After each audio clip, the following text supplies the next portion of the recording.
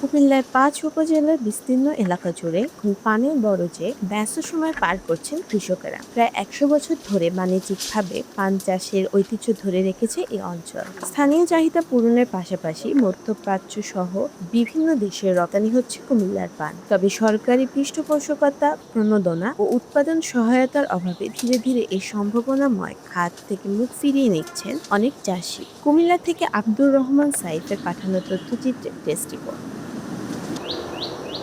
কুমিল্লার চান্দিনা, দেবিদ্বার, বরুড়া, বুড়িচং ও মুরাদনগরের বিভিন্ন গ্রামে ঢুকলেই চোখে পড়ে সারি সারি পানের বরজ। কোথাও শ্রমিকেরা পরিচর্যায় ব্যস্ত, আবার কোথাও কৃষকেরা সংগ্রহ করছে সবুজ পান। প্রায় ১ শতাব্দী ধরে বাণিজ্যিকভাবে পান চাষ হয়ে আসছে এ অঞ্চলে।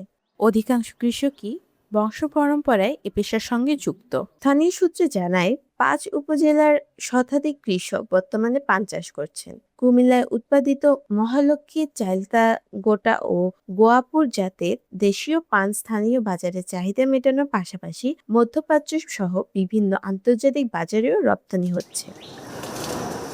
জেলা কৃষি সম্প্রসারণ অধিদপ্তরের তথ্য অনুযায়ী চলতি মৌসুমে কুমিল্লার বিভিন্ন উপজেলায় ১১৬ হেক্টর জমিতে পানের আবাদ হয়েছে। পোকামাকড়ের আক্রমণ বা প্রাকৃতিক দুর্যোগ না হলে এই মৌসুমে প্রায় ৫৮ কোটি টাকার পান উৎপাদন ও বাজারজাতের সম্ভাবনা রয়েছে। তবে পান চাষিরা বলছেন, সার, কীটনাশক ও শ্রমিকের মজুরি বেড়ে যাওয়ার উৎপাদন ব্যয় অনেক বেড়েছে। ফলে অনেকেই পান চাষ থেকে সরে যাচ্ছেন। আবার কেউ কেউ শুধু বাপ-দাদার ঐতিহ্য ধরে রাখতেই এখনো এই চাষ চালিয়ে যাচ্ছেন। তবে অভিযোগ, সরকারি প্রণোদনা, সহজ ঋণ এবং কার্যকর সহায়তার অভাবে পান চাষের আগ্রহ দিন দিন কমে যাচ্ছে। যে পানটা বিক্রি হতো ৫০ টাকা, এখন আমরা সেটা বিক্রি হলো ৫ টাকা বিঘা।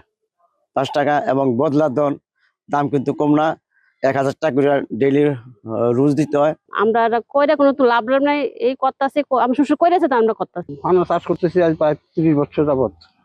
যেহেতু আগে যাই লাভবান ছিল কিছু কম বেশ, এখন লাভবান হয় না। এখন বদ্রির দামে বা কাজের যে পদ্ধতি সেই বুঝছি এবং পানের যে দাম, সেই দামে গিয়ে আমাদের খরচে গিয়া আমাদের এখন পোষায় না। এদিকে জেলা কৃষি সম্প্রসারণ অধিদপ্তরের উপপরিচালক আয়ুব মাহমুদ জানান, উত্তম কৃষি চর্চা ও আধুনিক প্রযুক্তির ব্যবহার নিশ্চিত করা গেলে আন্তর্জাতিক বাজারে কুমিল্লার পানের রপ্তানি আরও বাড়ানো সম্ভব। এ লক্ষ্যে কৃষকদের নিয়মিত পরামর্শ ও প্রশিক্ষণ দেওয়ার পাশাপাশি বিভিন্ন প্রকল্পের আওতায় প্রয়োজনীয় সহায়তা দেওয়া হচ্ছে বলে জানান তিনি। পান চাষিদের খুবই সতর্কতার সাথে কাজ করতে হয় এবং তাদের চাহিদা মাফিক তারা কি ধরনের সহযোগিতা চায়, তারা যদি উপজেলা কৃষি অফিসে যোগাযোগ করে, আমাদের কৃষি অফিসে বার্তা দেওয়া আছে যে এই ব্যাপারে সার্বক্ষণিক তারা যত রকম পরামর্শ বা সহযোগিতা লাগে তারা করবে।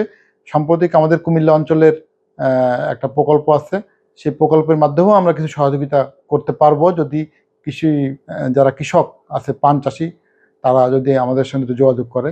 সংশ্লিষ্টদের মতে সময়োপযোগী সরকারি সহায়তা, প্রণোদনা এবং বাজার ব্যবস্থাপনায় কার্যকর উদ্যোগ নেওয়া না হলে কুমিল্লার ঐতিহ্যবাহী ও সম্ভাবনাময় পান চাষ ভবিষ্যতে বড় ধরনের সংকটের মুখে পড়তে পারে। Test report, next Bangladesh 24।